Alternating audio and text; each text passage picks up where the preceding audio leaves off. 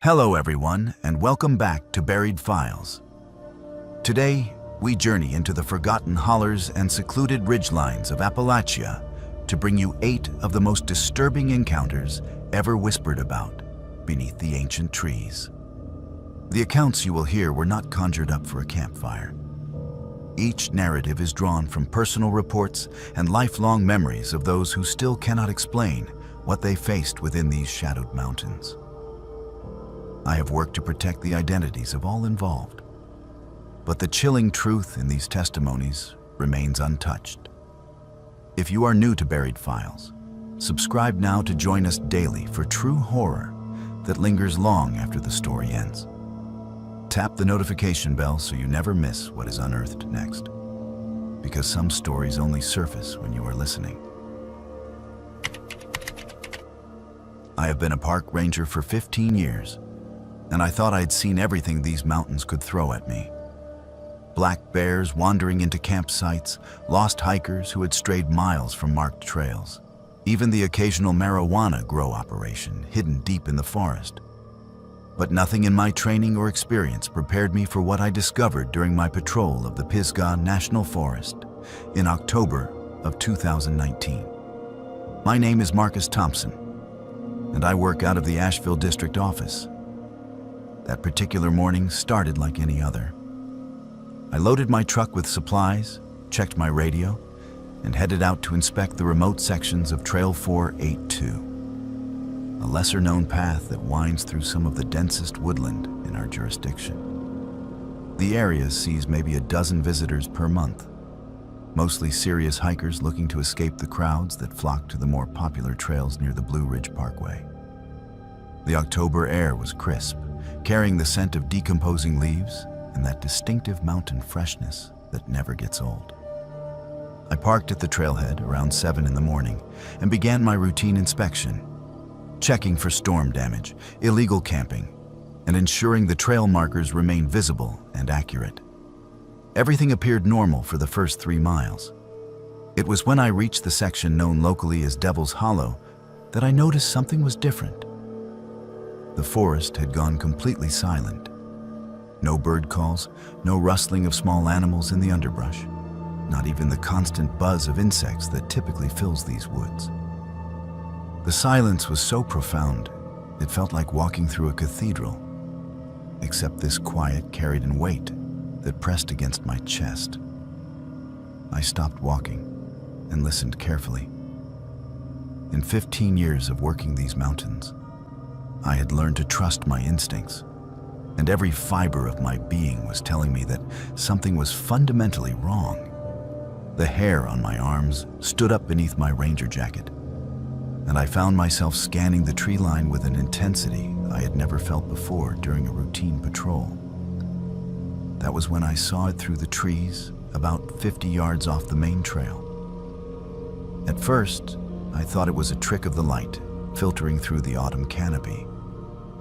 But as I moved closer, pushing through the thick undergrowth of mountain laurel and rhododendron, I realized I was looking at something that should not exist in these woods. It was a staircase. Not the wooden steps that we sometimes install for difficult terrain, but an elaborate stone staircase that appeared to be carved from a single massive piece of granite. The steps were perfectly uniform, each one exactly the same height and depth, rising up into the forest at a gentle angle before disappearing into the thick canopy above. I counted 43 visible steps before the staircase vanished into the shadows between the trees. The craftsmanship was extraordinary.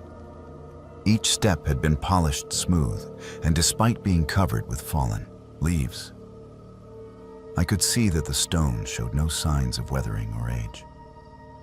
There were no tool marks visible, no joints or seams that would indicate the staircase had been assembled from multiple pieces. It looked as though someone had taken a mountain and carved these steps directly from its heart. But that was impossible. I knew every inch of this forest. I had studied topographical maps, aerial photographs, and historical surveys dating back to the early 1900s. There was no record of any structure, no mention of quarrying operations, and certainly no explanation for how such a massive stone staircase could exist in the middle of a federally protected wilderness area. I pulled out my radio to report the discovery, but all I received was static. This was strange because I typically maintained clear communication with base throughout this section of trail. I tried my cell phone and found no signal, which was not unusual given our location. But the timing felt unsettling. As I stood there studying the staircase, I noticed that the silence around me had become even more pronounced. The forest felt frozen, as though time itself had stopped in this small pocket of the mountains. Even the leaves had stopped falling, hanging motionless in the air as if suspended by invisible threads. That was when I felt the pull. It started as a gentle tugging sensation in my chest, like being drawn by a magnet. I found my feet moving toward the base of the staircase without any conscious decision on my part. The feeling was similar to the compulsion you might experience when standing at the edge of a high cliff. Except instead of wanting to jump, I felt an overwhelming urge to climb. I forced myself to stop at the bottom step. The stone was warm beneath my boot, which made no sense given the cool October air. As I stood there, the pulling sensation grew stronger.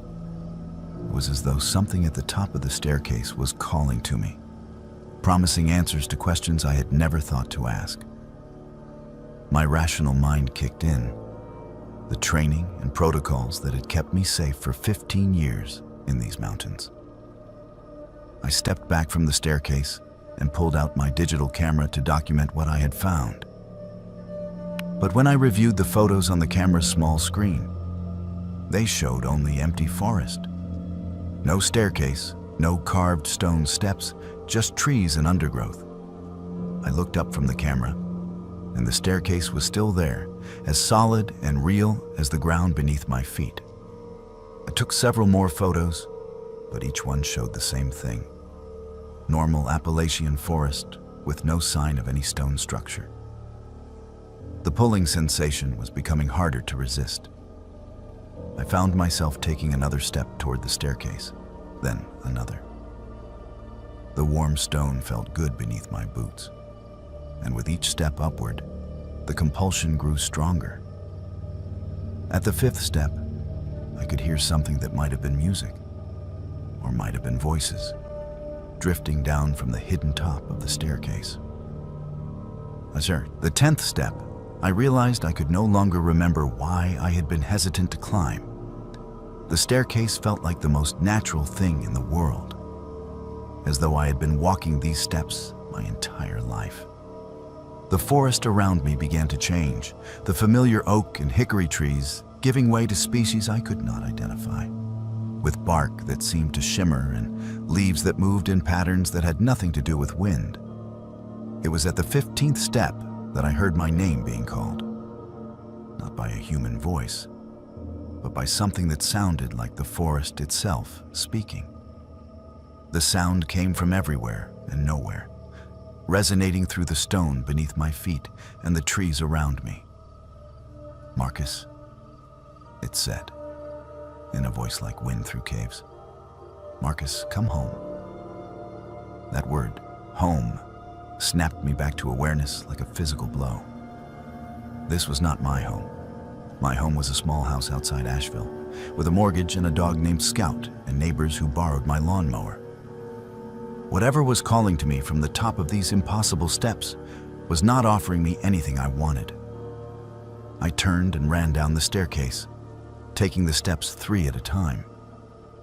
Behind me, the voice grew louder and more insistent, no longer sounding like wind, but like something ancient and hungry that had been waiting far too long for company. By the time I reached the bottom, the voice had become a roar that seemed to shake the very ground. I did not stop running until I reached my truck. When I looked back toward the forest, I could see nothing unusual through the trees, just the normal woodland shadows of an October afternoon. My radio crackled back to life, and I could hear my supervisor trying to reach me for a routine check-in. I never reported the staircase officially. Who would have believed me? More importantly, who might have wanted to investigate it? Instead, I quietly researched the history of that particular section of forest, diving deep into archives and old records. What I found kept me awake for months. In 1923, a surveying team had gone missing in Devil's Hollow while mapping the area for the newly established national forest. Their equipment was found scattered along what is now Trail 482, but the 5-man team was never located. The final entry in their field notes, written in increasingly erratic handwriting, described stone steps leading up into nothing, and complained that their compasses had stopped working. In 1954, a family of 4 disappeared while camping in the same area. Their campsite was discovered intact, with food still cooking over their fire and personal belongings scattered around as though they had simply walked away mid-meal. The search lasted 3 weeks and covered hundreds of square miles, but no trace of the family was ever found. There were other incidents. A hiker in 1967 who was found wandering naked and incoherent near the trail, claiming he had climbed to the top but could not find his way down. A group of college students in 1985 who reported seeing impossible architecture before 2 of their party vanished during the night. Each incident was investigated, filed, and eventually forgotten by everyone except the families left behind. I have not returned to that section of trail since October 2019. I submitted a report recommending that portion of Trail 482 be temporarily closed for geological instability, a recommendation that was accepted without question. The area remains off-limits to hikers, marked with warnings about unstable terrain and potential rockfall. But sometimes, especially on quiet October nights, when the air carries that particular mountain crispness, I can still feel the pull. It tugs at something deep in my chest, promising answers and calling me home to a place I have never been. And sometimes, when I am patrolling other sections of the forest, I catch glimpses of stone through the trees, smooth, polished surfaces that vanish when I look directly at them. I have started carrying a compass on every patrol now, though I am not sure what I will do if it ever stops working. Because I know the staircase is still there, waiting in Devil's Hollow, waiting for someone curious enough or foolish enough to climb all the way to the top and discover what has been calling from the shadows above the tree line. And I know that someday, despite every rational thought in my head, despite 15 years of training and experience, I am going to answer that call. The pull grows stronger every year, and I am not sure how much longer I can resist the invitation to come home to a place that should not exist, up steps that lead to nowhere anyone has ever returned from. The forest keeps its secrets well, but some secrets do not want to stay buried, and some staircases are meant to be climbed, no matter how much better judgment warns you to walk away.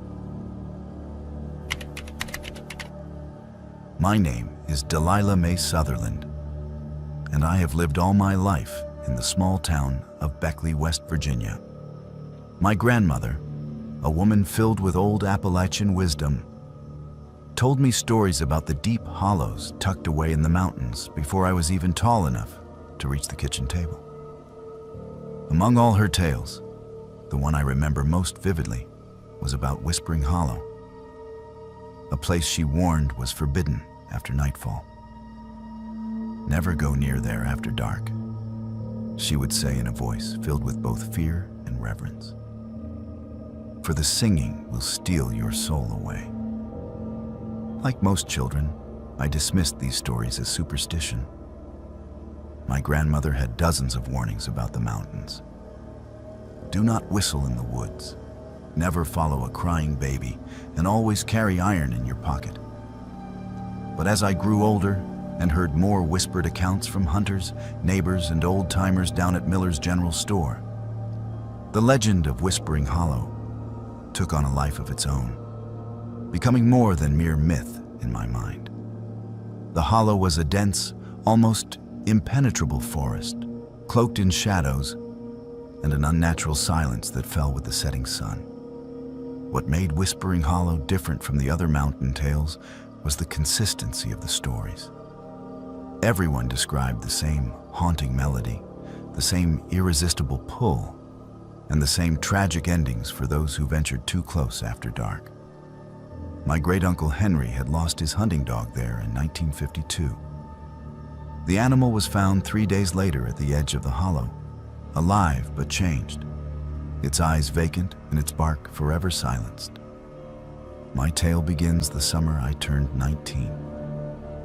I just graduated from high school, restless and filled with a desperate need to prove I was no longer the scared child who trembled when the wind stirred the leaves.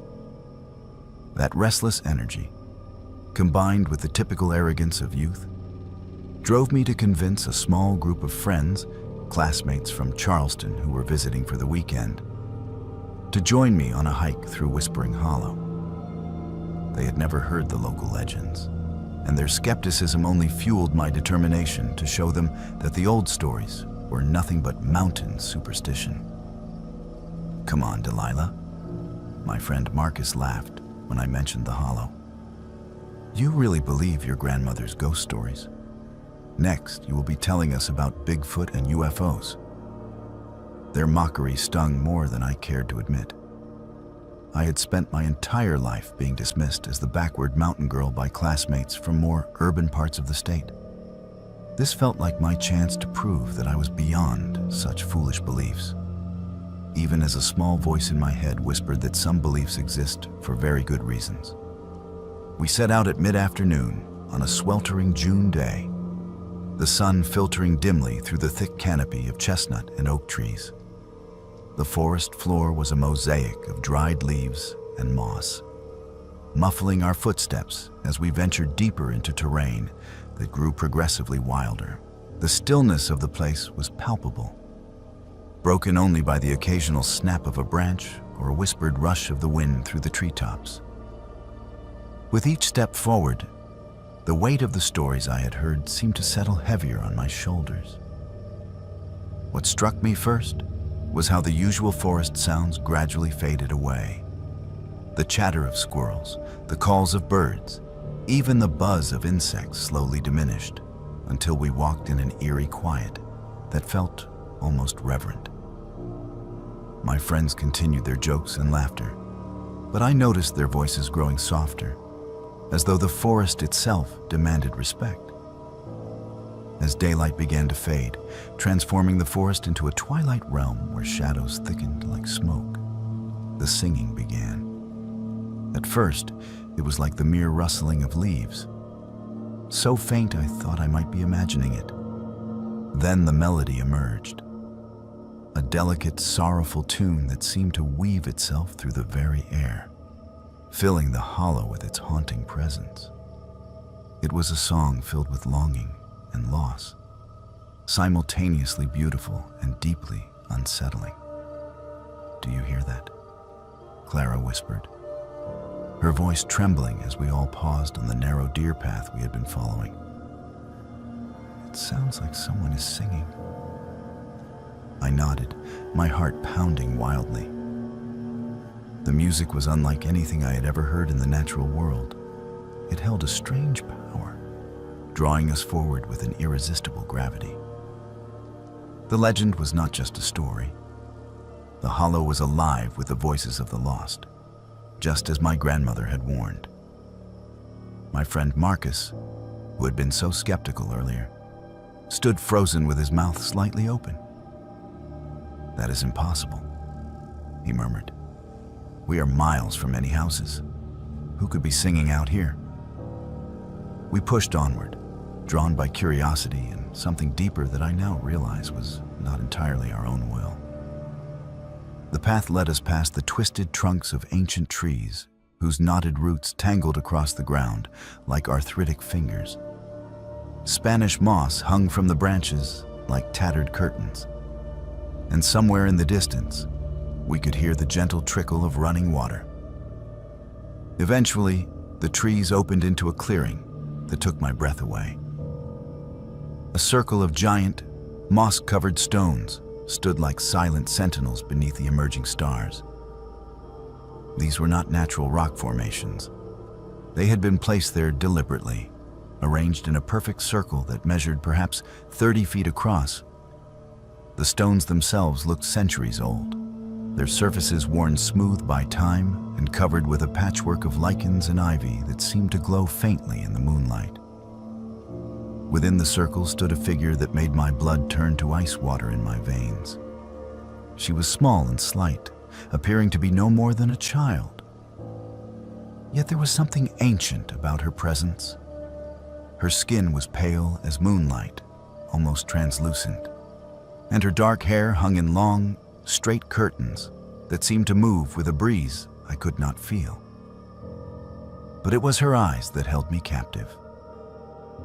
They shimmered with an eerie light that seemed to glow from within, reflecting depths that no human eyes should possess. She sang, her voice blending perfectly with the ethereal melody that filled the night air, weaving threads of sorrow and comfort in the same breath.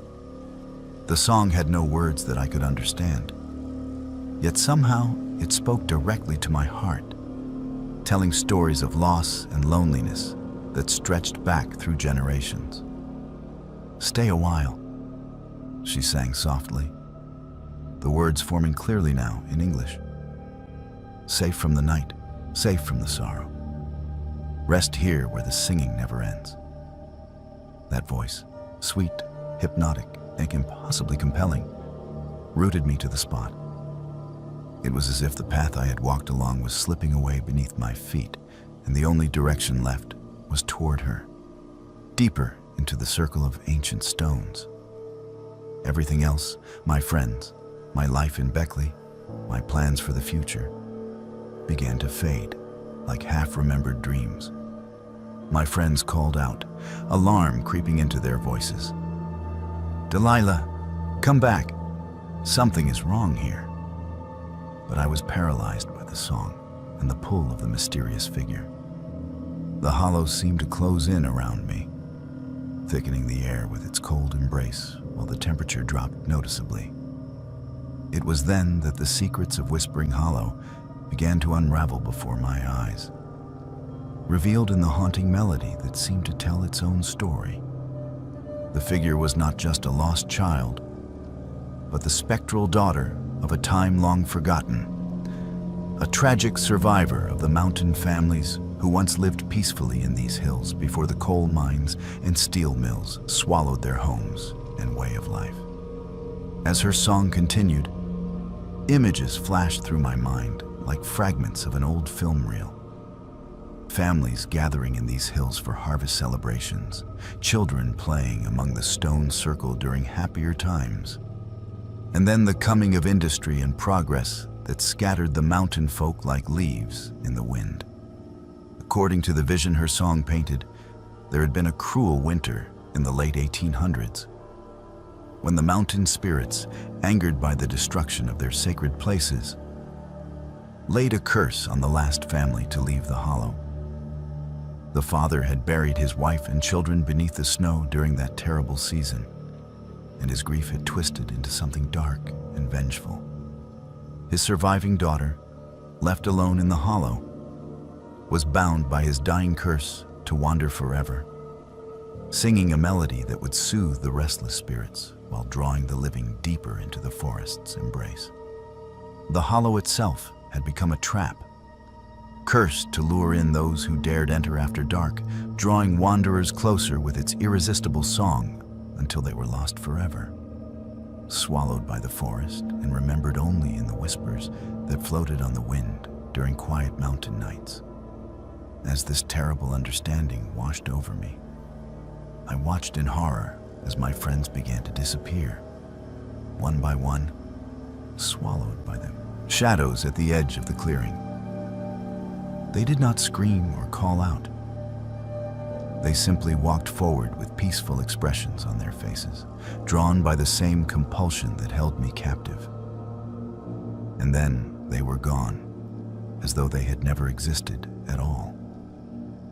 The singing girl turned her glowing eyes toward me and smiled, extending one pale hand in invitation. "Come," she whispered, her voice now carrying the echo of centuries. "Join us in the song that never ends. Find peace in the hollow where time stands still." It was my grandmother's voice that saved me, not literally, but the memory of her warnings that suddenly flooded back with startling clarity. "Iron child," I remembered her saying. "Cold iron breaks any mountain curse." Without understanding why, I reached into my pocket and grasped the small iron key to my truck, a simple piece of metal that suddenly felt as powerful as any talisman. The moment my fingers closed around the iron key, the spell shattered like glass. The singing became a shriek of rage. The beautiful clearing revealed itself as a tangle of dead trees and scattered bones. And I ran with a desperation born of pure terror. I fled through the forest as branches clawed at my arms and face, my lungs burning with the effort. Behind me, the singing pursued, no longer beautiful, but filled with fury and hunger. I stumbled over roots, crashed through underbrush, and somehow found my way back to the main trail as the first pale light of dawn began to creep through the trees. I reached my truck as the sun painted the morning sky in pale pinks and golds, my breath coming in ragged gasps, hands bleeding from brambles, and my heart racing with terror that would take years to fully subside. My friends were never found, despite extensive searches by local authorities and volunteers. Their cars were discovered at the trailhead, but no trace of them was ever located in the hollow itself. Despite my escape, the hollow's song has never truly left me. It haunts my dreams and sometimes wakes me in the dead of night. A faint melody riding the wind, like a ghostly reminder that some places never fully release their prisoners. I moved away from Beckley after that summer, unable to live so close to Whispering Hollow. But distance has not provided the peace I sought. For years since, I have kept the secret of what really happened that night, telling only carefully edited versions to those few people I trusted enough to share even part of the truth. The reality of that night is darker than any mountain legend. The singing is not just a haunting echo of the past, but a living curse that waits patiently, ever hungry, ready to welcome anyone foolish enough to enter the hollow after dark. Now, when I hear faint music on quiet summer evenings or catch the slightest melody on an evening breeze, I know the hollow is calling again, waiting for its next visitors. And I know, deep in my bones, that someday it will come for me again. Because some songs are written in blood and sung with voices that will never be silenced. The mountains keep their promises, both good and ill. And Whispering Hollow has been singing the same song for more than a century, waiting patiently for those who refuse to listen to the warnings passed down through generations of mountain wisdom. My name is Jake Rodriguez, and I am from Hazard, Kentucky. I have always felt a strange pull toward the old abandoned coal mines scattered across the Appalachian Mountains. Ghostly remnants of an industry that once fueled much of America. From a young age, I was fascinated not only by their history, but also by the dark, hidden tunnels underneath those hills. The lure was magnetic, almost supernatural. My friends and I formed a group we called the Kentucky Cave Crawlers, and we were obsessed with exploring every forgotten cave, every collapsed shaft, and every hidden crevice we could find from here to Virginia. We thought we knew those woods and underground labyrinths like the back of our hands, until the night we found something that forced us to question everything we believed about what lurks beneath the surface of our mountains. It was the spring of 2015. The entire region was stirring to life after a brutal winter that had kept us cooped up for months. Trees began blossoming new leaves, streams flooded with melting snow, and the mountain air still carried that biting cold after sunset that reminded you winter had not completely loosened its grip. Our group consisted of me, Tom, Eric, Maria, and Sean. 5 reckless 20-somethings who had been tracking down a new exploration site for weeks. We pored over historic mining records at the county courthouse, searched obscure online forums where old-timers shared forgotten stories and hand-drawn maps, and even interviewed a few elderly locals who still remembered the glory days of coal mining in eastern Kentucky. That is how we stumbled upon references to the Black Hollow Pit, a mine that had been officially closed in the mid-1960s, but had since been shrouded in mystery. The records were incomplete, but what we could piece together painted a disturbing picture. The mine had been shut down abruptly after a series of accidents and unexplained disappearances that the mining company had tried to cover up. Workers reported strange sounds echoing from the deeper tunnels, equipment that moved on its own, and an eerie presence that seemed to watch them from the shadows. The final incident involved an entire shift of 12 miners who had gone missing without a trace. Their bodies never recovered despite extensive search efforts. The evening we arrived at Black Hollow, the sun was dipping below the ridges, painting the sky in shades of orange and red that looked like dying embers scattered across the heavens. We parked our trucks at the edge of the hollow and shouldered our backpacks, loaded down with flashlights, ropes, first aid kits, and enough supplies for what we hoped would be a thorough exploration. The entrance to the mine yawned before us like a hungry mouth, framed by the skeletal remains of rusted machinery and weathered wooden structures that had been slowly decomposing for half a century. Warning signs, their paint faded and text barely legible, were scattered around the perimeter like forgotten prayers. The air near the entrance was different, heavier somehow, charged with something indefinable that made the hair on our arms stand up. It smelled of dampness and decay, but underneath those familiar cave scents was something else, something organic and wrong that none of us could identify. Despite our unease, curiosity won out over caution, and we crossed the threshold into the darkness. Our flashlight beams cut through the thick blackness that seemed to swallow light itself.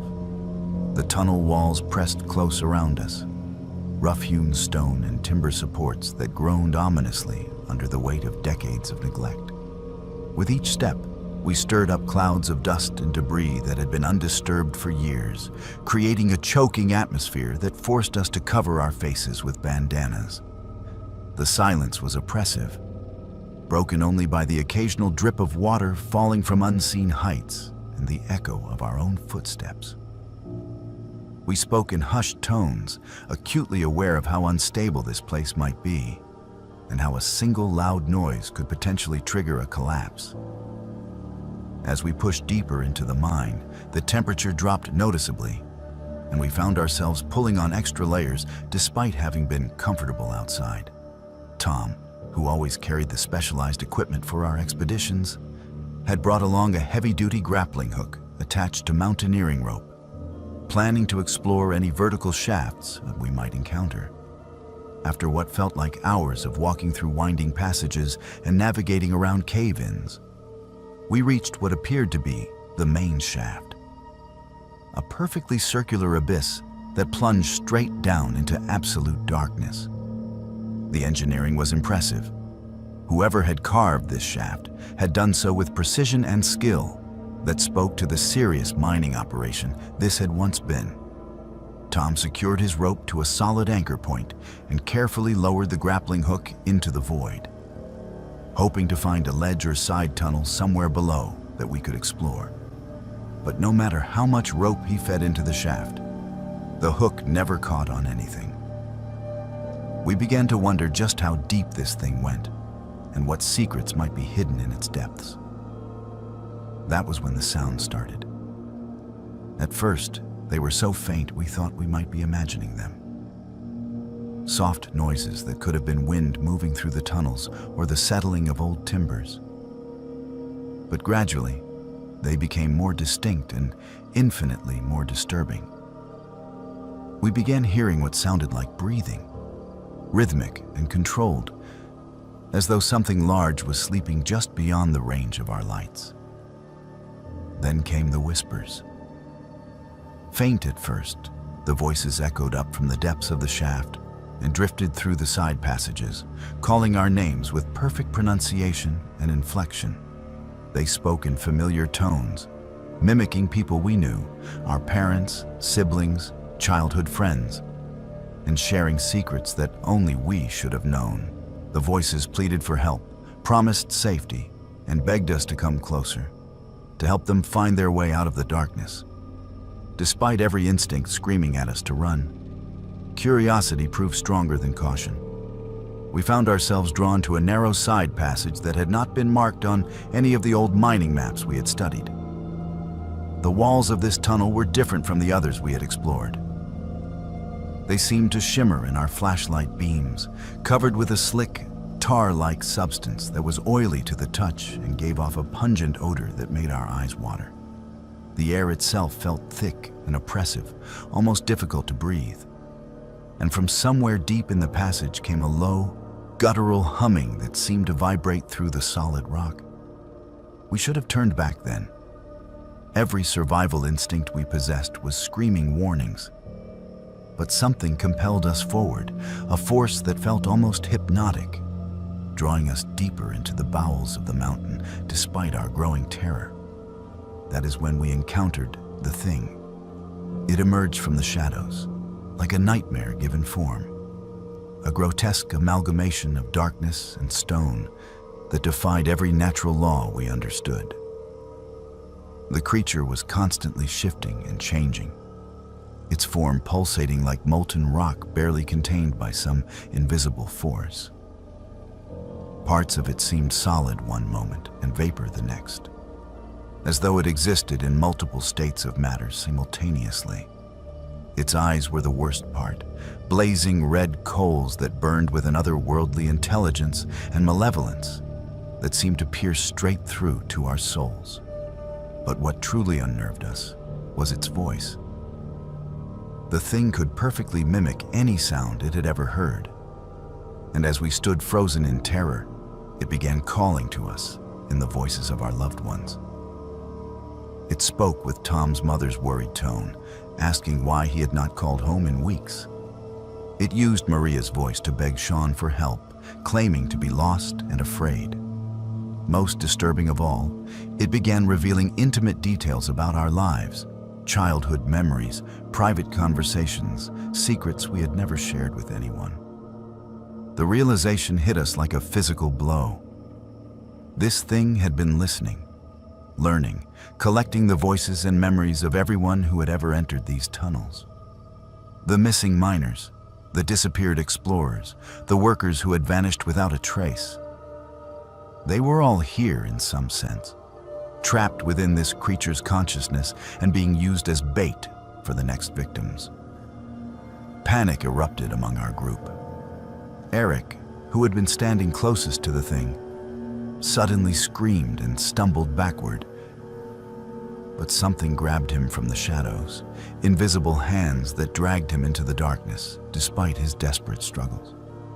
His cries for help echoed through the tunnels for what seemed like an eternity before being cut off with terrifying abruptness.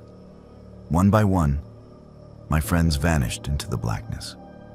Tom disappeared while trying to help Eric, yanked into a side passage by unseen forces. Maria's flashlight went out suddenly, and when we tried to find her in the darkness, she was simply gone, as though she had never existed at all. Sean lasted the longest, staying close to me as we tried to find our way back to the main tunnel. But even he eventually succumbed to the thing's call, walking willingly toward the creature despite my desperate pleas for him to stop. I was left alone in the suffocating darkness, surrounded by the thing's whispers and promises. It spoke to me in the voices of everyone I had ever loved, telling me that joining my friends would end my loneliness forever, that I could be part of something greater than myself, that the pain of living would finally stop if I just took a few more steps forward. In that moment of absolute terror and despair, something inside me snapped back to reality.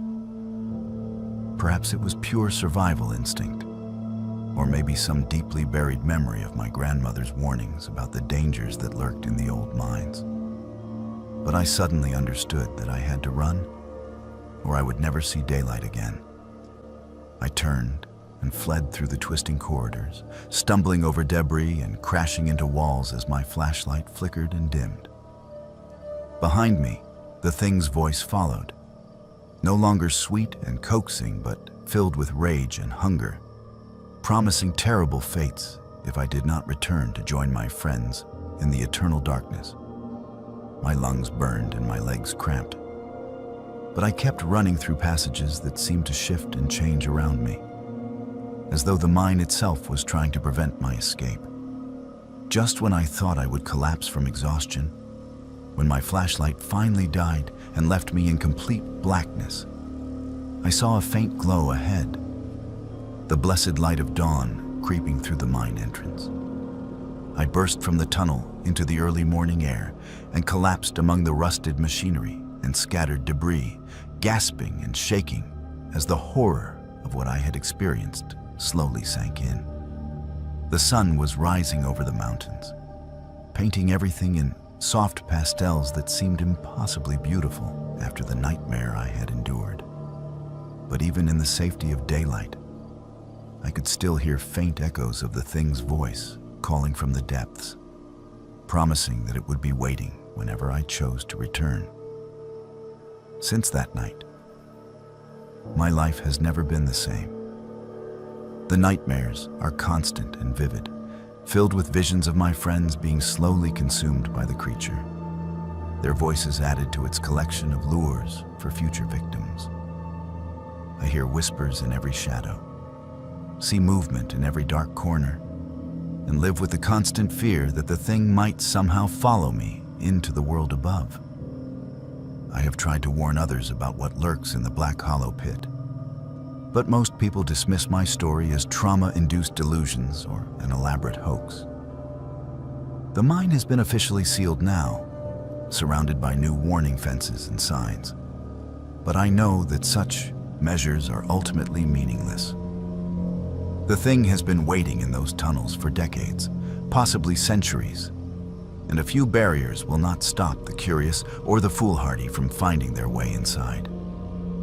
Sometimes, on quiet nights when the wind blows just right through the mountains, I swear I can still hear its voice carried on the air, calling my name, promising reunion with my lost friends, and reminding me that it knows where I live.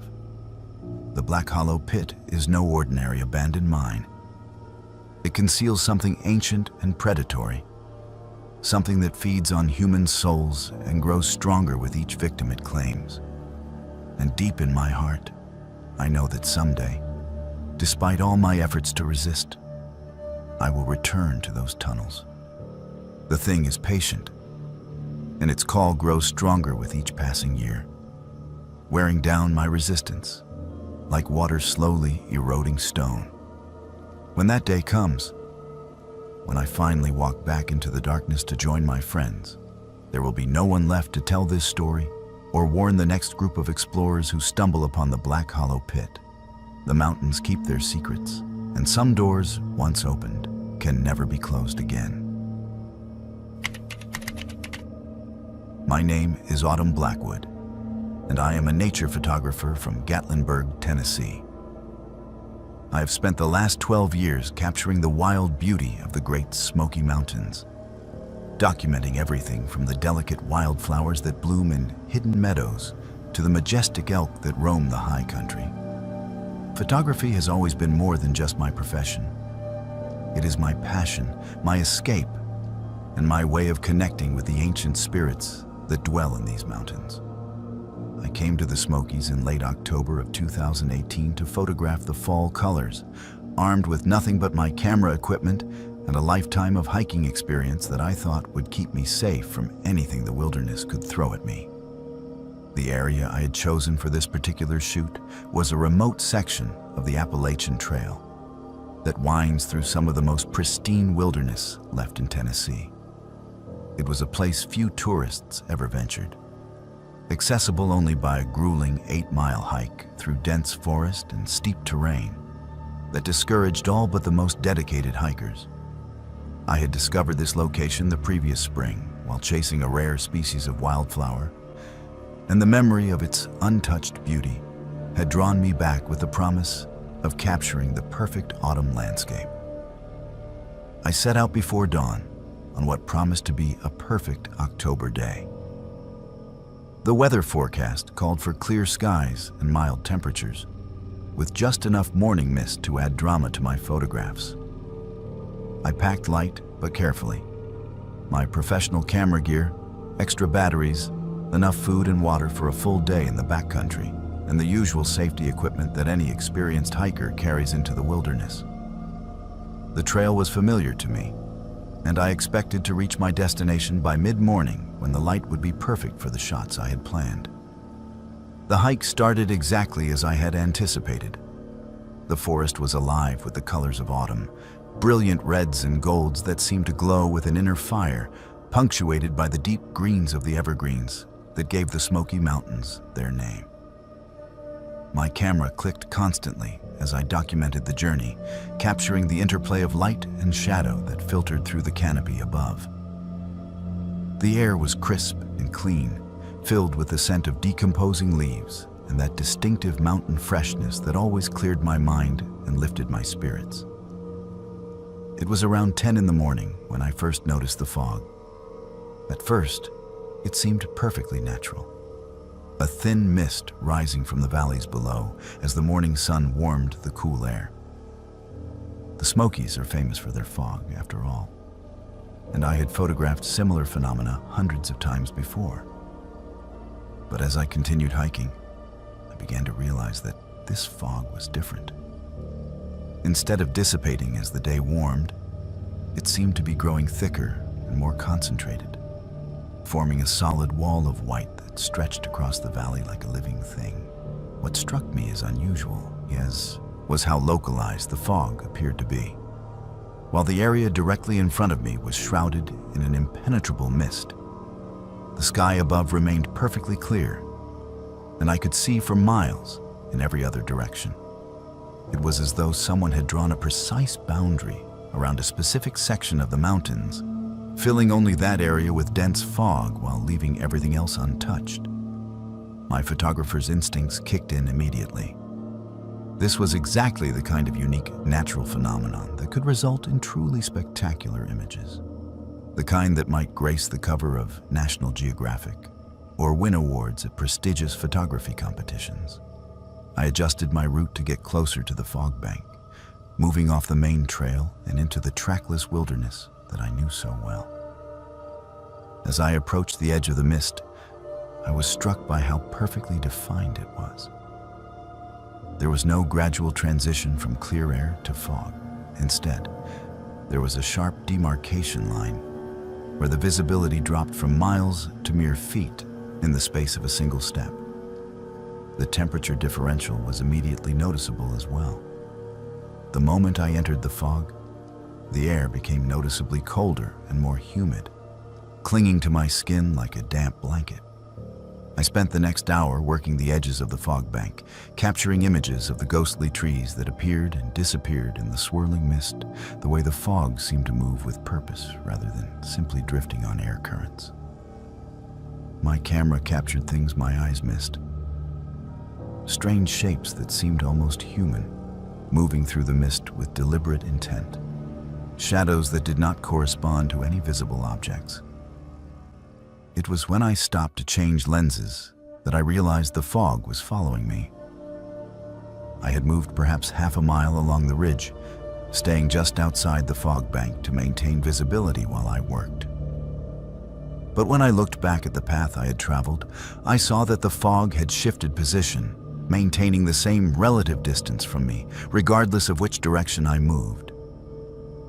When I walked north, the fog moved north. When I turned south, it adjusted its position accordingly. This was not the behavior of any natural weather phenomenon I had ever encountered. Intrigued rather than alarmed, I still thought I was witnessing some unusual but explainable meteorological event.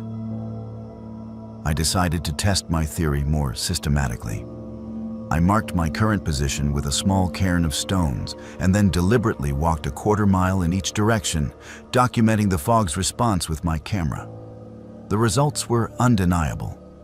The fog was actively tracking my movements, maintaining a consistent distance of approximately 50 yards, regardless of terrain or wind conditions. That was when I began to feel the first stirrings of unease. I had been hiking these mountains for over a decade, and I had never encountered anything like this before. Fog simply does not behave this way under normal circumstances. Weather systems are governed by predictable physical laws: temperature differentials, barometric pressure, wind patterns. But this fog seemed to operate according to rules I did not understand, responding to my presence in ways that defied everything I knew about meteorology. As the afternoon wore on, my unease deepened into genuine concern. The fog had not only continued to follow me, but had begun to behave more aggressively. Several times I found myself inadvertently entering the mist when the boundary shifted suddenly, enveloping me in a disorienting whiteout that made navigation impossible. During these brief encounters, I experienced strange sensations: the feeling of being watched by unseen eyes, whispers that might have been wind but sounded disturbingly like human voices, and shadows moving just beyond the edge of visibility. Most disturbing of all was what happened to my sense of time and direction within the fog. On multiple occasions, I would enter the mist for what felt like only a few minutes, only to emerge and discover that hours had passed, and I was miles from where I thought I should be. My GPS became unreliable within the fog, displaying impossible coordinates or simply losing signal altogether. My compass spun wildly, unable to find magnetic north. It was during one of these disorienting episodes that I encountered the figures. I had been engulfed by the fog for what felt like an eternity, stumbling blindly through the mist while trying to find my way back to familiar terrain. The visibility was down to perhaps 3 feet, and every direction looked identical: an endless maze of ghostly trees and swirling white vapor. My calls for help were absorbed by the fog without even an echo, as though the mist itself was consuming sound. That was when I saw them moving through the fog ahead of me. Human-shaped silhouettes that appeared and disappeared like phantoms. At first, I thought they might be other hikers who had become lost in the same phenomenon I was experiencing, and I called out to them desperately, hoping they might be able to help me navigate out of this supernatural labyrinth. But as I got closer, I realized that these figures were not entirely human. They moved with a strange, gliding motion that seemed to defy gravity, their feet never quite touching the ground.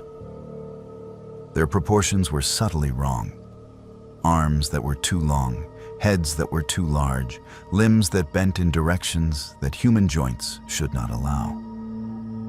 And their faces, when I caught glimpses of them through the swirling mist, were blank spaces where features should have been. Smooth and featureless, like mannequins that had never been properly finished.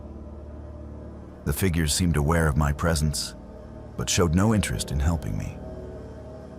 Instead, they appeared to be herding me, moving in coordinated patterns that gradually forced me deeper into the fog, away from the safety of clear air and familiar landmarks. When I tried to move in one direction, they would appear to block my path, When I turned to go another way, more figures would materialize to guide me along the route they wanted me to take. Panic finally overcame my fascination with this impossible phenomenon. I realized that I was not simply observing a strange weather event.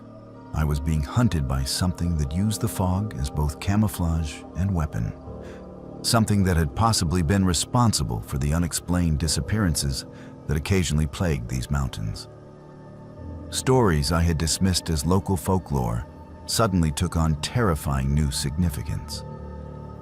Hikers who had vanished without a trace, search parties that found no evidence despite extensive efforts, the whispered warnings about certain areas of the mountains that should be avoided during times of heavy fog.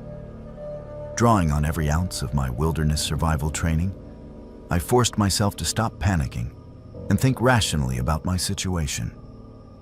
The fog might be supernatural, but I was still in physical terrain that followed natural laws.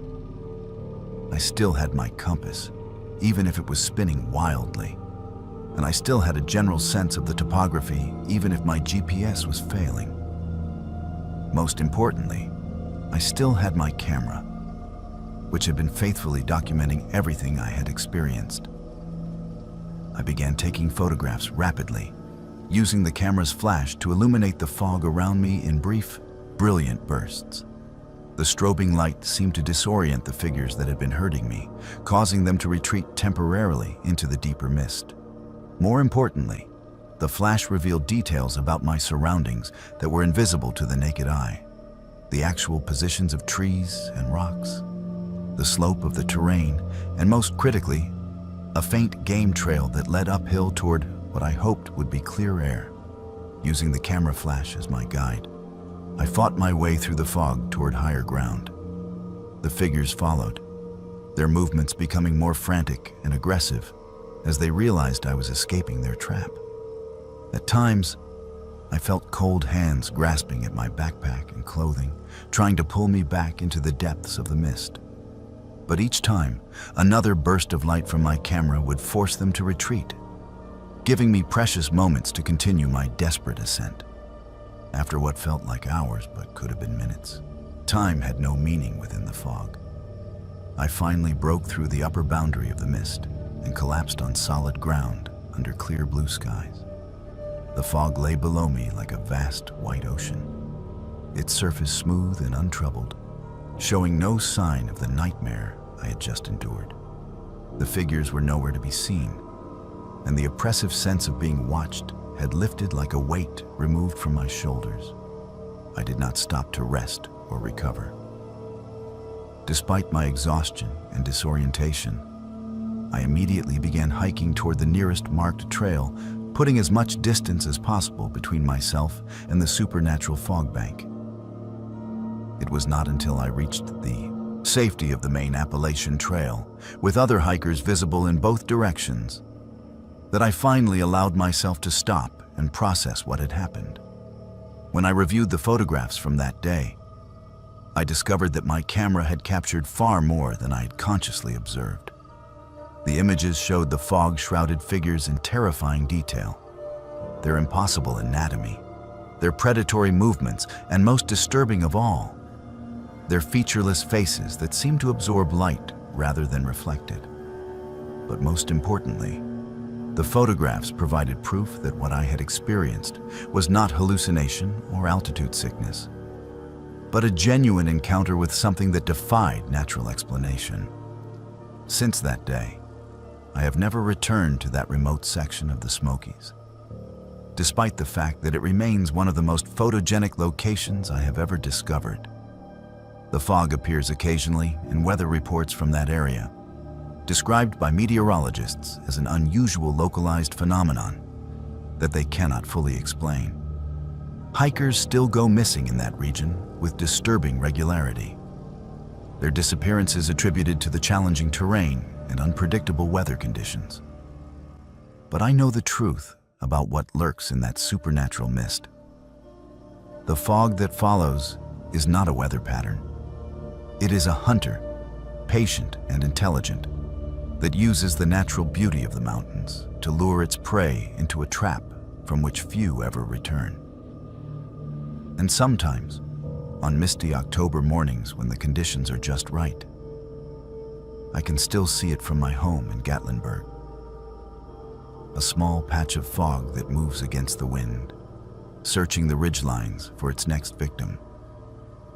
The mountains keep their secrets, but some secrets are too dangerous to remain hidden. If you ever find yourself hiking in the Smokies and encounter fog that behaves in ways that fog should not behave, do not let curiosity override your survival instincts. Turn around immediately and leave the area as quickly as possible.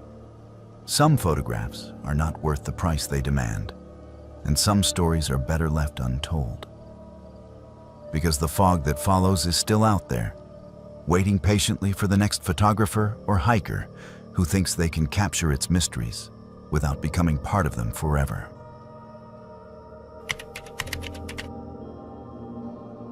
My name is Benjamin O'Sullivan, but everyone has always called me Benny. I am from Charleston, West Virginia, and this is a story I have kept buried for 37 years.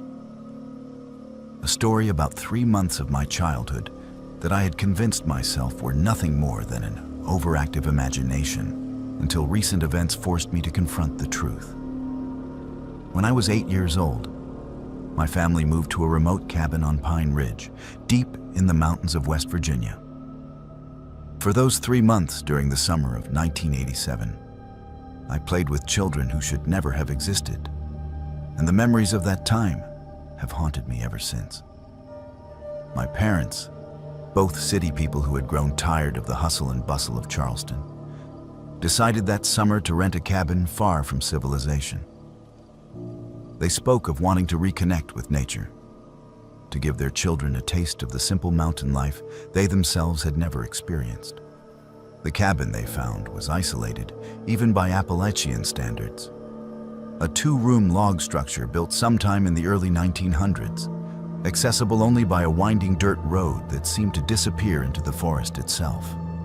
Pine Ridge had once been home to a thriving mining community. The mountains were honeycombed with coal shafts and the remnants of company housing. But by the 1980s, nothing remained except foundations overgrown with weeds and rusted machinery, slowly being reclaimed by the forest. The nearest neighbors were 15 miles away, and the silence of the mountains was broken only by the sound of wind through the trees and the occasional call of a mountain bird. For the first week, I was miserable. An 8-year-old boy accustomed to sidewalks and playgrounds found little to entertain himself with among the endless trees and rocky outcroppings. My older sister Rebecca spent her time reading books she had brought from home, showing no interest in exploring our temporary wilderness home.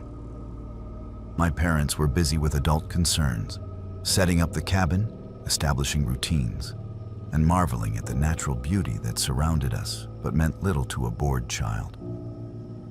It was on the 8th day of our mountain exile that I first encountered them.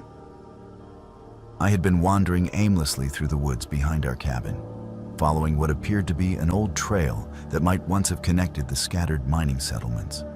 The path led me to a clearing where the foundations of several buildings were still visible beneath decades of accumulated leaves and undergrowth. As I stood there trying to imagine what this place might have looked like when it was inhabited, I heard the sound of children laughing.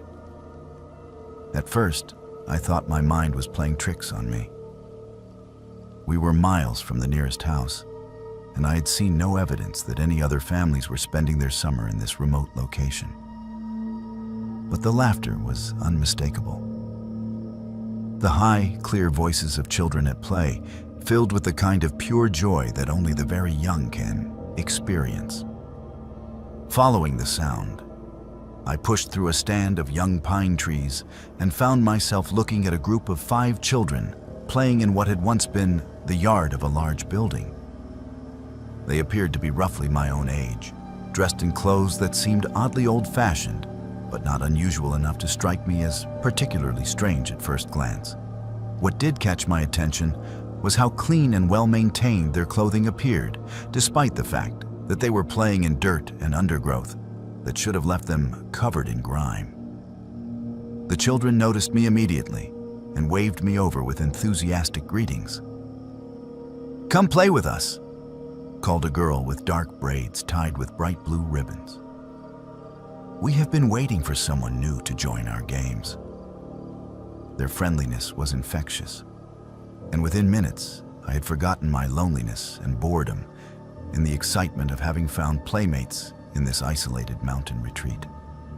They told me their names: Mary, Thomas, James, Sarah, and little Lucy, and introduced me to games I had never heard of before, but that seemed perfectly natural and entertaining.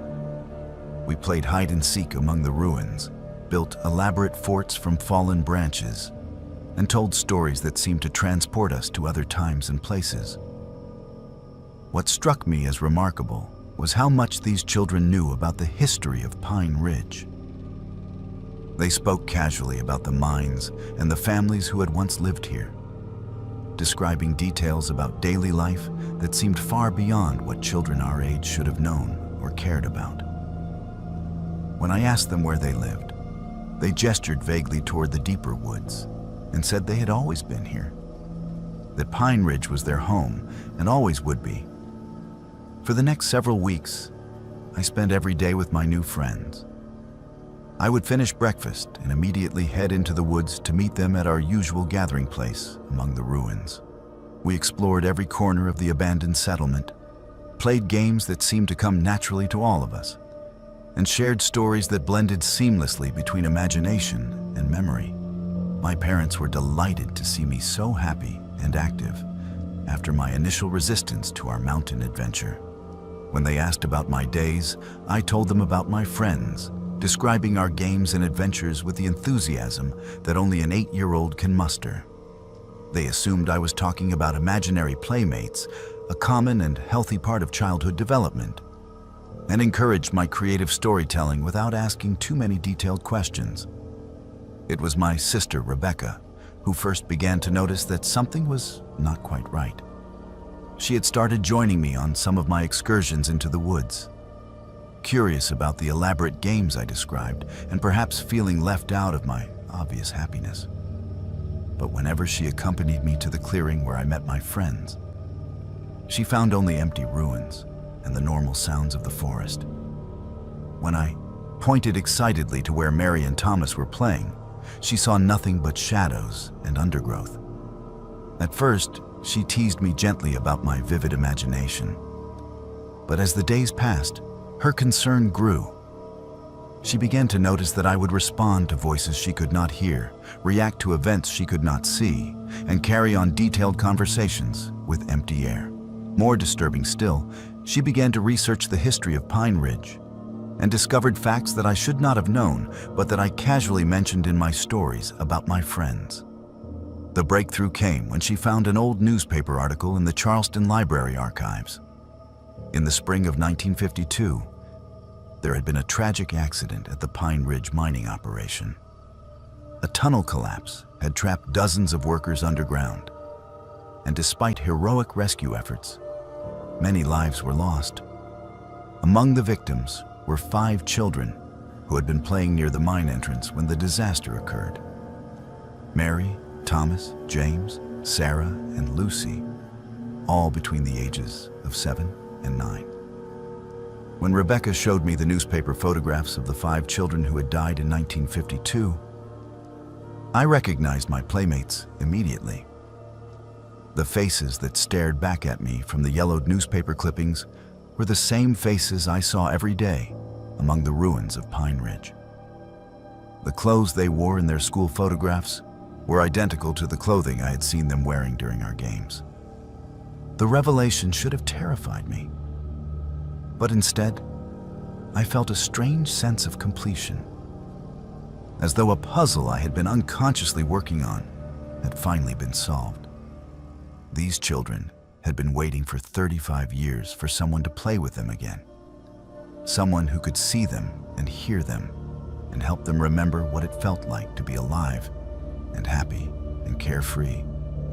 For the remaining weeks of our stay at Pine Ridge, I continued to spend time with my phantom friends.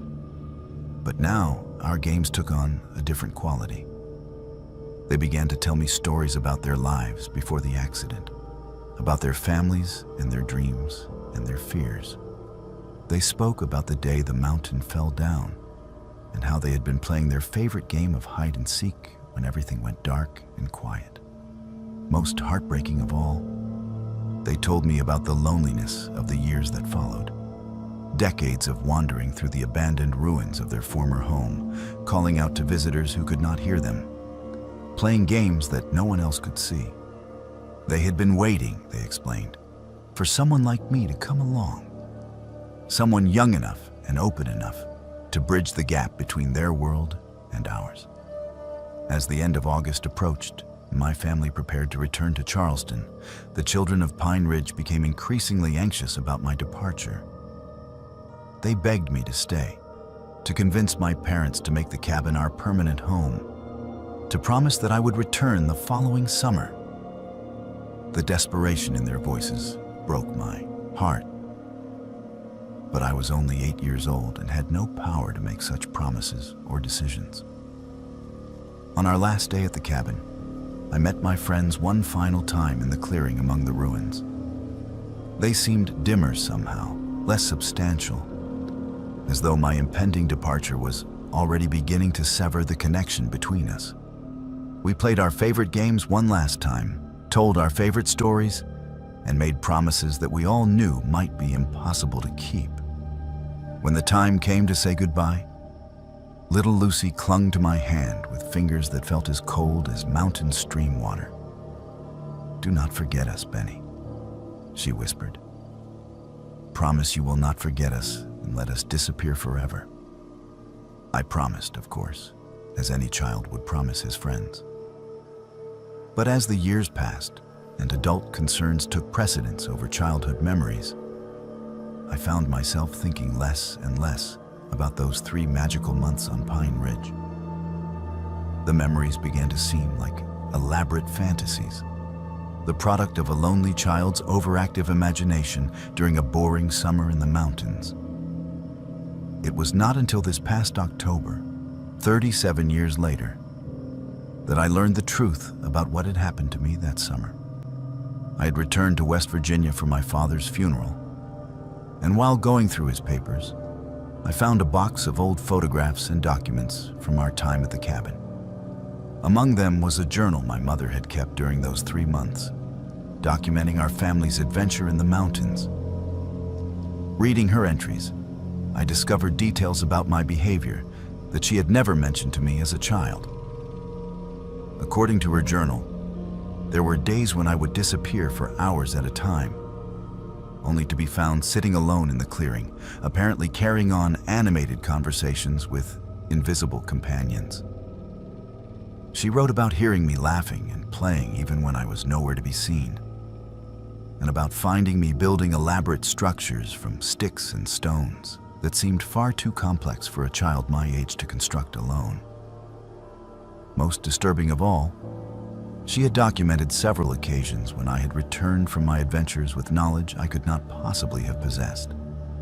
Detailed information about the mining operations, accurate descriptions of buildings that had been demolished decades before our arrival, and stories about families who had lived on Pine Ridge in the early 1900s. But the final entry in her journal was what convinced me that my childhood memories were more than imagination. On the day before we left the cabin, my mother had found me in the clearing one last time, sitting alone but clearly interacting with unseen presences. As she watched from the edge of the forest, she saw something that challenged everything she believed about the natural world. For just a moment, in the shifting patterns of light and shadow among the ruins, she caught a glimpse of 5 children playing with their invisible friend. Children who flickered in and out of visibility like figures seen through heat waves, their laughter echoing faintly through the mountain air before fading into silence. Now, as an adult with children of my own, I understand what happened during those 3 months on Pine Ridge. The children who died in 1952 had indeed been waiting for someone to find them, someone who could see past the barriers that separate the living from the dead.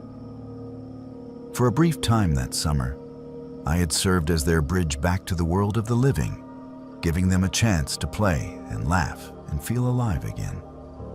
I have never returned to Pine Ridge, despite the promises I made as a child. Life has a way of pulling us away from the mysteries and magic of our youth, filling our days with responsibilities and practical concerns that leave little room for phantom playmates and ghostly games. But sometimes, on quiet summer evenings, when the air is still and the shadows are long, I can still hear the faint sound of children laughing somewhere far away in the mountains.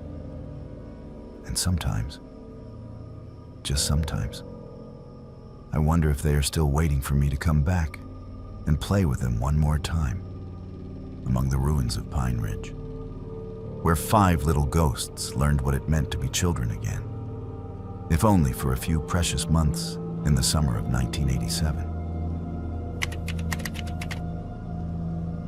My name is Isabella Kowalski, though my friends have always called me Izzy. I am from Morgantown, West Virginia, and I work as a cultural anthropologist specializing in Appalachian folklore. When I was researching my doctoral thesis on indigenous supernatural beliefs in the mountain regions, I discovered that some legends are not just stories passed down through generations, but living realities that continue to interact with our world in ways that defy academic understanding. What began as scholarly research became a personal encounter with something ancient and intelligent that watches over the mountains with purposes we can barely comprehend. The focus of my dissertation was the intersection between Cherokee mythology and European settler folklore in the creation of modern Appalachian supernatural beliefs. I had spent 2 years collecting oral histories from elderly residents throughout West Virginia, Kentucky, and Tennessee, documenting the ways that different cultural traditions had blended together over centuries to create unique regional legends. My research had taken me to remote mountain communities where stories were still told around kitchen tables and front porch gatherings, places where the line between history and mythology remained deliberately blurred. It was during this fieldwork that I first heard whispers about Devil's Backbone, a narrow ridge deep in the Monongahela National Forest that locals claimed was protected by something they called the Watcher. The stories were fragmentary and contradictory. Some described it as a guardian spirit left behind by the Cherokee to protect sacred burial grounds, while others claimed it was something older and more alien that had lived in the mountains since before humans arrived. What remained consistent across all versions was the warning that certain areas of Devil's Backbone should never be approached by outsiders, especially those who came seeking to study or document what they found there. As an academic trained in critical thinking and scientific methodology, I initially dismissed these warnings as typical folklore designed to keep strangers away from culturally sensitive sites. But the more interviews I conducted, the more I began to notice patterns that suggested something more substantial than mere superstition. Multiple witnesses, separated by decades and having no contact with each other, described identical encounters with something that watched them from the shadows of the forest, something that seemed to understand human behavior and motivations better than humans understood themselves. My decision to visit Devil's Backbone in person was driven by scholarly curiosity rather than belief in the supernatural. I wanted to document the site that had generated so many consistent stories, to photograph the terrain and gather environmental details that might explain why this particular location had become the focal point for regional mythology. I planned a 3-day solo expedition for late September 2019, when the autumn colors would provide excellent photographic opportunities and the cooler weather would make hiking more comfortable. The trailhead that led to Devil's Backbone was unmarked and difficult to find, accessible only through a maze of old logging roads that had been abandoned decades earlier. I parked my vehicle at what appeared to be a former timber camp and began hiking through dense forest that showed little evidence of human visitation. The trees were ancient and massive, creating a canopy so thick that even midday sunlight barely penetrated to the forest floor. The silence was profound and unsettling. No bird calls, no insect sounds, no rustling of small animals in the underbrush. After several hours of difficult hiking through increasingly rugged terrain, I reached the base of Devil's Backbone itself. The ridge rose above me like a natural fortress, its narrow spine crowned with jagged outcroppings of limestone that had been carved into fantastic shapes by centuries of wind and rain. What struck me immediately was how the vegetation changed as I climbed higher. The familiar oak and maple trees of the lower elevations gave way to species I could not readily identify. Plants that seemed somehow older and more primitive than anything I had encountered during my years of mountain research. It was as I approached the crest of the ridge that I first felt the sensation of being watched. The feeling was subtle at first, just a slight uneasiness that made me pause occasionally to look over my shoulder. But as I continued climbing, the sensation grew stronger and more specific, not the general alertness that comes from being alone in wild country, but the distinct awareness that something intelligent was observing my every movement. I found myself stopping frequently to scan the forest around me, searching for any sign of what might be causing this persistent feeling of scrutiny. The summit of Devil's Backbone was a narrow plateau, perhaps 50 feet wide and several hundred feet long, covered with a mixture of exposed stone and hardy mountain vegetation. What immediately caught my attention were the stone formations scattered across the ridge. Not natural rock outcroppings, but carefully arranged structures that clearly showed evidence of human construction. These were not the crude rock piles that hikers sometimes build as trail markers, but sophisticated arrangements that demonstrated both engineering skill and artistic sensibility. As I began photographing these structures and taking detailed notes for my research, I became increasingly aware that my presence was not welcome here. The feeling of being watched had intensified to an almost physical sensation, as though invisible eyes were boring into me from multiple directions simultaneously. More disturbing still, I began to sense a form of communication taking place. Not words or sounds, but direct transmission of thoughts and emotions that seemed to originate from somewhere beyond my normal perception. The message, if it could be called that, was clear and unmistakable. I was trespassing in a place that was not meant for human visitation, studying things that were not meant to be documented or understood by outsiders. The presence that watched me was not hostile exactly, but it was profoundly alien in ways that made my human consciousness recoil from direct contact. This was something that had existed in these mountains for far longer than human civilization, something that regarded our entire species with a mixture of curiosity and benevolent condescension. As the afternoon wore on, my discomfort grew to the point where I found it difficult to concentrate on my research. Every photograph I took felt like a violation of some unspoken agreement. Every note I wrote seemed to deepen my transgression against forces I did not understand. The presence that watched me was becoming more assertive in its communication, filling my mind with images and sensations that were both beautiful and terrifying. I saw visions of the ridge as it had existed thousands of years ago, when the Cherokee people had recognized it as a sacred site and approached it with appropriate rituals and offerings. I experienced the arrival of European settlers who had unknowingly violated the sanctity of the place, bringing with them technologies and attitudes that the watcher found incomprehensible. Most disturbing of all, I witnessed scenes of other researchers and curious visitors who had come to Devil's Backbone over the years. Some had been allowed to leave unharmed after receiving suitable warnings, while others who had shown disrespect or attempted to exploit what they found had simply disappeared. their fates left deliberately ambiguous. The realization that I was being evaluated according to criteria I could not fully understand filled me with a terror unlike anything I had experienced during my academic career.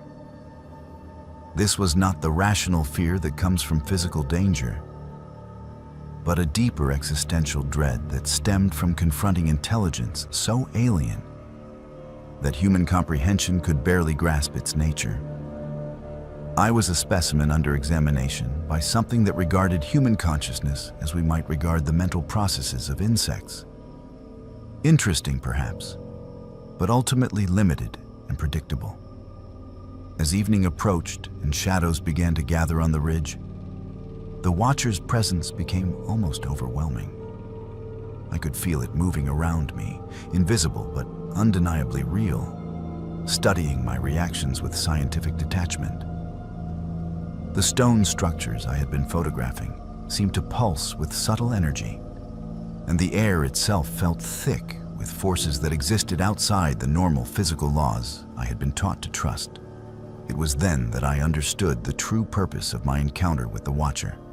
I had come to Devil's Backbone believing that I was conducting research on local folklore, but in reality, I was being researched.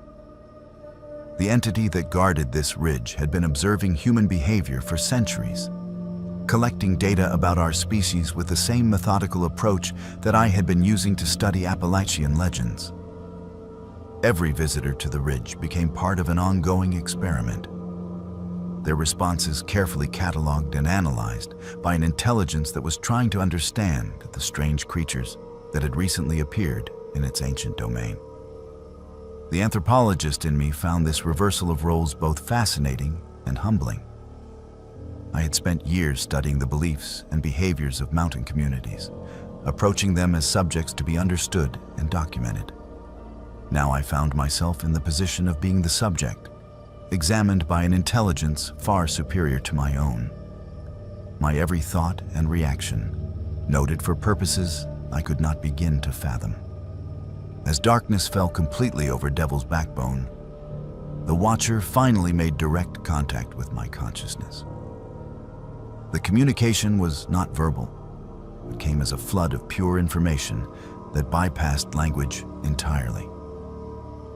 I learned that the entity had been appointed as guardian of this ridge by forces even more ancient and powerful than itself, tasked with protecting certain knowledge that humanity was not yet ready to possess.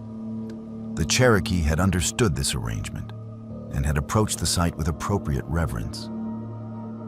But the arrival of European settlers had disrupted the ancient agreements and created situations that the Watcher was still learning how to handle. Most importantly, I understood that I was being given a choice. I could continue my research into Appalachian folklore, but I would need to omit certain details about Devil's Backbone from my academic work.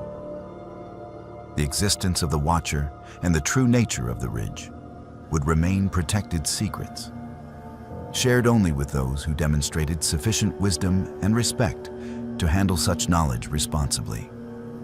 In exchange for this discretion, I would be granted insights into the deeper mysteries of the mountains that no other researcher had ever been allowed to discover. The decision was both easy and terrible. My academic training demanded complete honesty and full disclosure of my findings. But my encounter with the Watcher had shown me that some knowledge carries responsibilities that transcend scholarly obligation. I agreed to the terms, understanding that I was crossing a line from which there would be no return. When I descended from Devil's Backbone the following morning, I carried with me information that could revolutionize our understanding of consciousness, reality, and humanity's place in a universe far stranger than we have ever imagined. But I also carried the weight of keeping certain secrets, of protecting knowledge that could be dangerous if revealed too early or to the wrong people. My dissertation was completed and accepted without any mention of my true discoveries on Devil's Backbone. Officially, I had found nothing more than interesting examples of how indigenous beliefs had been incorporated into settler folklore. But privately, I continued to correspond with the Watcher through methods that cannot be explained in conventional terms, serving as a liaison between its ancient intelligence and the human communities that live in the shadow of the mountains. The arrangement has continued for 5 years now, and I have learned things about the nature of reality that no university course could ever teach. The Watcher is not unique.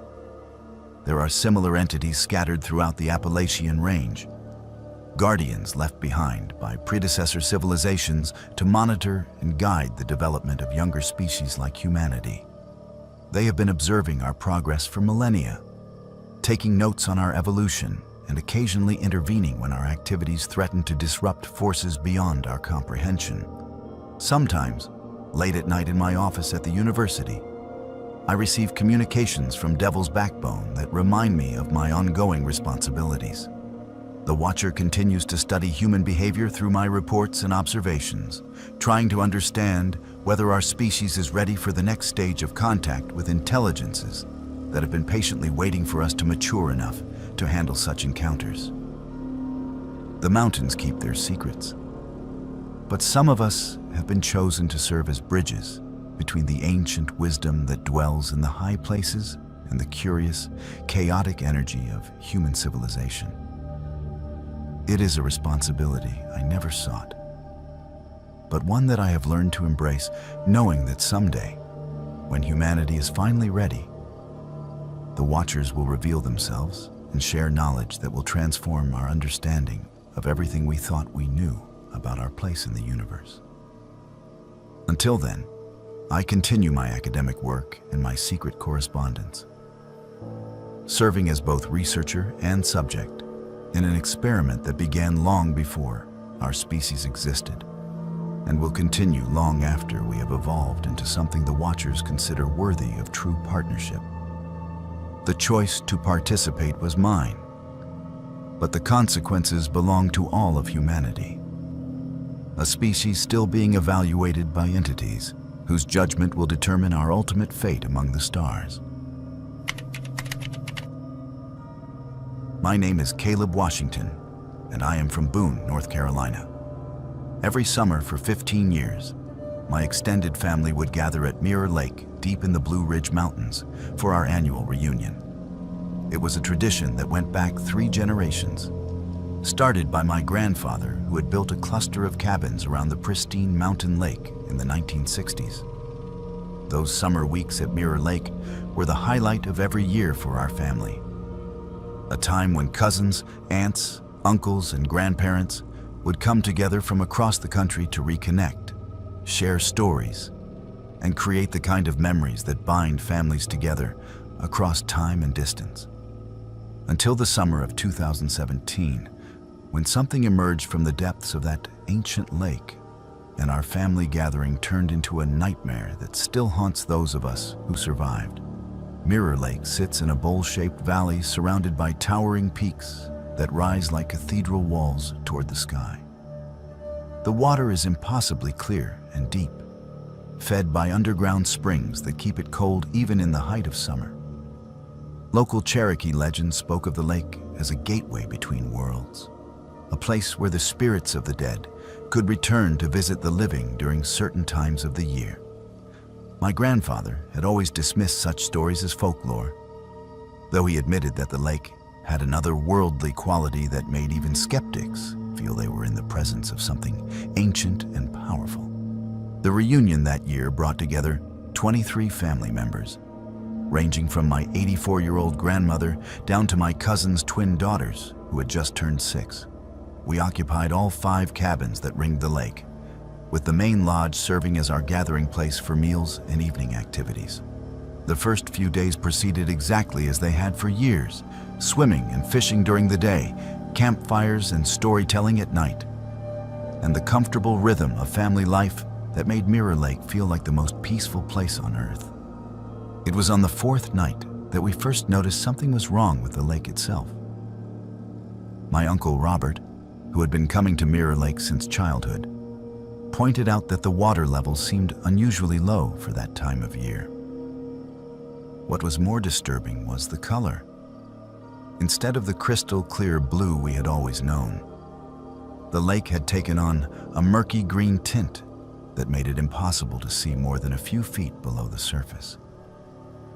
When my cousin David went out in the canoe the next morning to investigate, he reported that the water felt different somehow, thicker and warmer than it should have been. That afternoon, my nephew Timothy, who was 12 years old and an excellent swimmer, went missing while playing near the shoreline.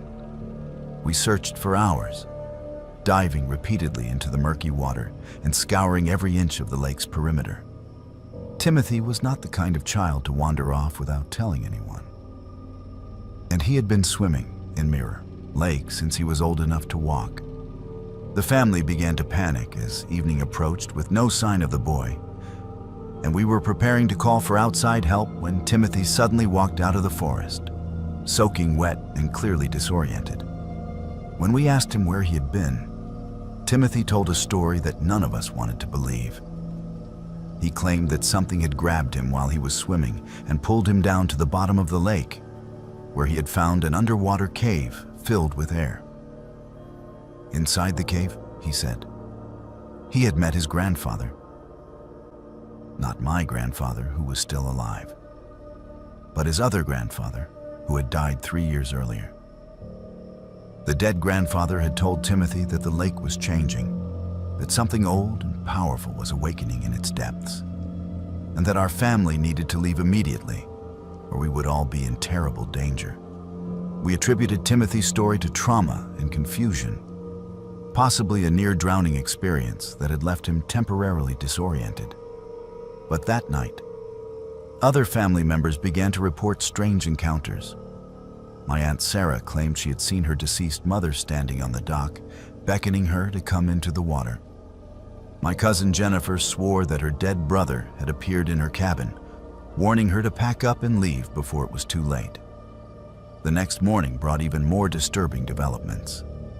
Several family members reported that they had been visited during the night by relatives who had passed away years or even decades earlier. These encounters were not dreams or hallucinations. They were vivid, detailed conversations with people who knew intimate details about family history and current events that no imagination could have conjured. All of the deceased visitors delivered the same message. Something ancient had awakened in Mirror Lake, something that could take the form of anyone it had ever claimed, and our family was in mortal danger if we remained. Despite these warnings, most of the family was reluctant to cut short our reunion and abandon a tradition that had meant so much to us for so many years. My grandfather, ever the pragmatist, suggested that we were all experiencing some form of group hysteria, possibly brought on by stress or environmental factors like changes in air pressure or water chemistry. He refused to consider leaving early, and his authority as the family patriarch convinced most of the others to stay. That decision proved to be a fatal mistake. On the 6th night of our reunion, the thing in the lake finally revealed its true nature. I was awakened around 3 in the morning by the sound of voices outside my cabin. Familiar voices belonging to family members who should have been asleep in their own beds. Looking out my window, I saw figures moving around the shoreline. But there was something wrong with the way they moved. Something unnatural about their posture and gait that made my skin crawl with instinctive fear. As I watched in growing horror, I realized that these figures were not my living family members, but perfect duplicates created by whatever entity dwelt in the depths of Mirror Lake. They looked exactly like my relatives, spoke in their voices, and even wore their clothing. But they moved with a predatory grace that belonged to something that had never been human. These doppelgangers were moving from cabin to cabin, calling out to the sleeping occupants in voices filled with love and concern, trying to lure them outside where they could be replaced. I grabbed the emergency flare gun my grandfather kept in every cabin and fired it into the sky, hoping to wake everyone and alert them to the danger. The red flare burst overhead like a miniature sun, bathing the entire lake in crimson light that revealed the true horror of our situation. The shoreline was crowded with dozens of figures, duplicates of every family member who had ever visited Mirror Lake, including relatives who had been dead for decades. They stood motionless in the water up to their waists, their eyes reflecting the flare's light like the eyes of nocturnal predators. The real family members began emerging from their cabins, confused and frightened by the commotion. What followed was a scene of absolute chaos as we tried to distinguish between the living and the replicas that had been created to replace us.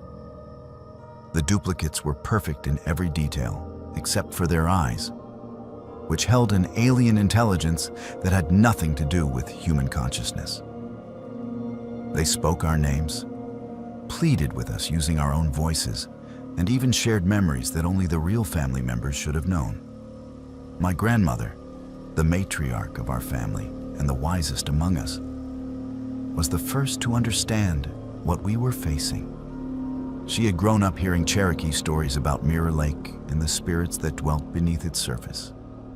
According to the old legends, the lake was home to an entity that fed on human experiences and emotions, sustaining itself by absorbing the essence of those who drowned in its depths. Over the decades, it had been creating perfect replicas of its victims, learning to mimic human behavior with increasing sophistication. The entity had been waiting patiently for our family reunion, when it could claim multiple victims at once and add their memories and personalities to its ever-growing collection. The deceased relatives who had appeared to warn us were not ghosts or hallucinations, but earlier victims trying to save us from sharing their fate.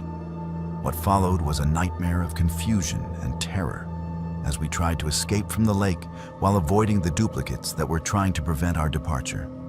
The real horror was not knowing which family members were genuine and which were replicas designed to lead us into traps. Several times I found myself talking to what I thought was a cousin or uncle, only to realize from some subtle wrongness in their behavior that I was facing an imposter that wanted to drag me down into the lake's murky depths. In the end, only 11 of the 23 family members who had come to Mirror Lake that summer managed to escape. The others were claimed by the entity. Their bodies never recovered, despite extensive search efforts by local authorities. Officially, they were listed as drowning victims, casualties of a tragic accident that had somehow claimed 12 people in a single night. The surviving family members gave conflicting accounts of what had happened, leading investigators to conclude that we were suffering from trauma-induced memory problems. The cabins around Mirror Lake were abandoned after that summer, left to decay in the mountain wilderness. My grandfather, broken by the loss of so many family members, never spoke of what had happened there. He died 2 years later, taking his silence to the grave, along with whatever guilt he felt for not heeding the warnings that might have saved the others. Those of us who survived have never gathered for another family reunion. The bonds that once held us together were severed that night at Mirror Lake, replaced by shared trauma and the terrible knowledge that some of the people we thought we had escaped with might not have been the real family members at all.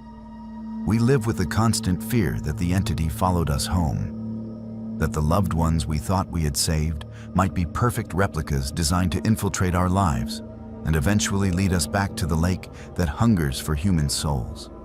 Sometimes, in the darkest hours before dawn, I receive phone calls from family members who died at Mirror Lake. They beg me to return, promising that the entity has learned to control its hunger, that it only wants to reunite our family in the peaceful depths where no one ever grows old or experiences pain. Their voices are exactly as I remember them, filled with love and longing that almost makes me believe their promises. But I know the truth about Mirror Lake and the thing that dwells in its depths. The Cherokee were right to consider it a gateway between worlds, though they never imagined how literal that description would prove to be. Some bodies of water are not meant for human recreation, no matter how beautiful they appear on the surface. The entity that claimed my family continues to wait patiently in those dark depths, perfecting its collection of human replicas and preparing for the next group of unsuspecting visitors who will mistake its hunger for hospitality. Mirror Lake still appears on topographical maps and hiking guides, described as a pristine mountain destination perfect for family camping. But those of us who know its true nature have tried to spread warnings through unofficial channels, hoping to prevent other families from suffering the fate that befell our summer reunion. The mountains keep many secrets, but some secrets are too dangerous to remain hidden, especially when they involve entities that view human beings as nothing more than raw material for their endless, patient hunger. The lake remembers everyone who has ever entered its waters, and someday it will call them all home to join the perfect family that exists forever in the depths where time has no meaning and love never dies. My name is Dakota Rivers, and I am from Pikeville, Kentucky. I have been driving the mountain roads of Appalachia for 20 years, hauling freight through every holler and gap from Virginia to Tennessee. These highways hold no secrets from me, or so I thought, until that October night in 2016 when I discovered a stretch of road that exists outside of time itself. There is one section of Route 119 that I will never travel again. A cursed piece of asphalt where the past bleeds through into the present and travelers can become trapped forever in a loop that began more than 70 years ago. The run that changed everything was supposed to be routine. I was hauling a load of lumber from a mill outside Hazard to a construction site in Bluefield, a route I had driven hundreds of times before. The weather was clear, traffic was light, and I was making good time on familiar roads. It was just past midnight when I reached the section of highway that winds through the most remote part of Pike County, where the mountains rise like black walls on either side, and civilization feels like a distant memory. Mile marker 13 has always been a landmark I use to gauge my progress on this route. The marker sits at the bottom of a long valley where the road follows an old creek bed surrounded by forest so dense that even moonlight barely penetrates the canopy. But that night, as my headlights swept across the familiar white sign, I noticed something that had never been there before. A faint glow coming from somewhere deeper in the valley, like the light from a distant radio tower. Curious, I slowed my rig and rolled down the window to get a better look. That was when I heard it.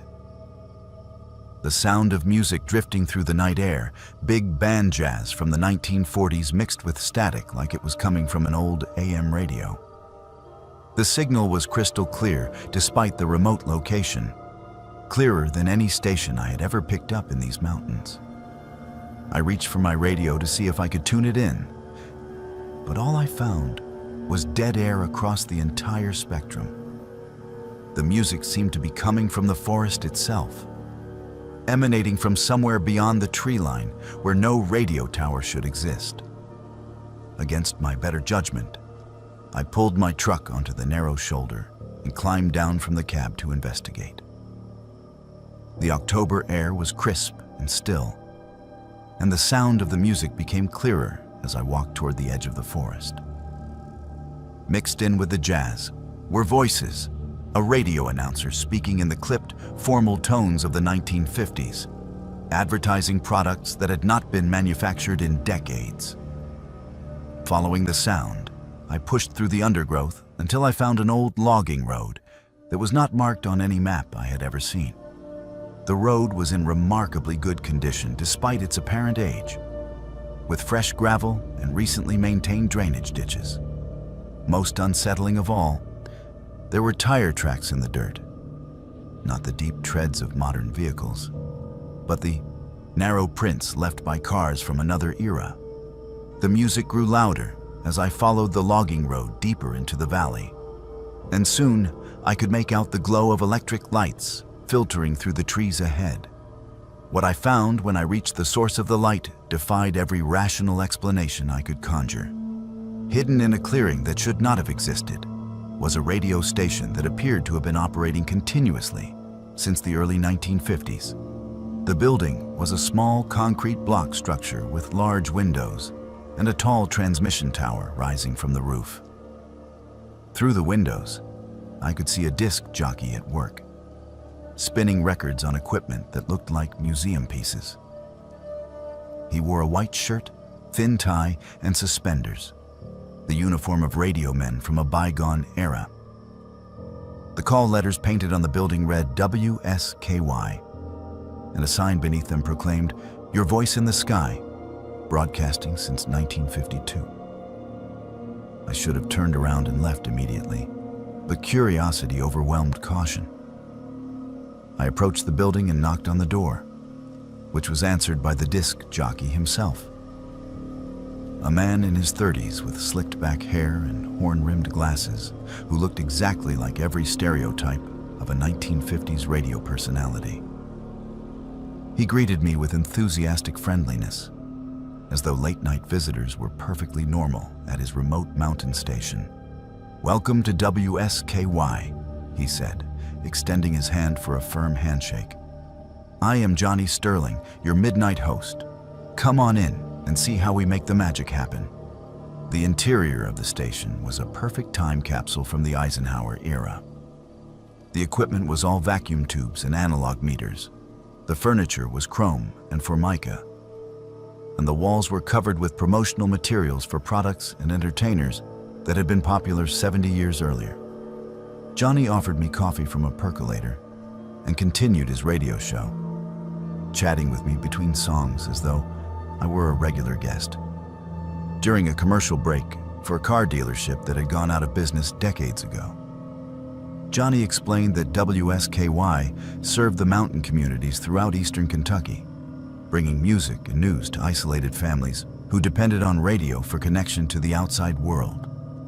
He spoke about the station with genuine pride and passion, describing his listeners as friends and neighbors who had been loyal to WSKY for generations. What disturbed me most was how natural everything felt inside the station. Despite the obvious impossibility of the situation, I found myself relaxing in Johnny's company, enjoying the music and the warm atmosphere of the studio. Time seemed to move differently within those walls. What felt like minutes might have been hours, and the night outside remained perpetually frozen at the same pre-dawn darkness. It was only when Johnny began taking listener requests that I realized the true horror of my situation. The phone calls came from people with names and voices that sounded increasingly familiar.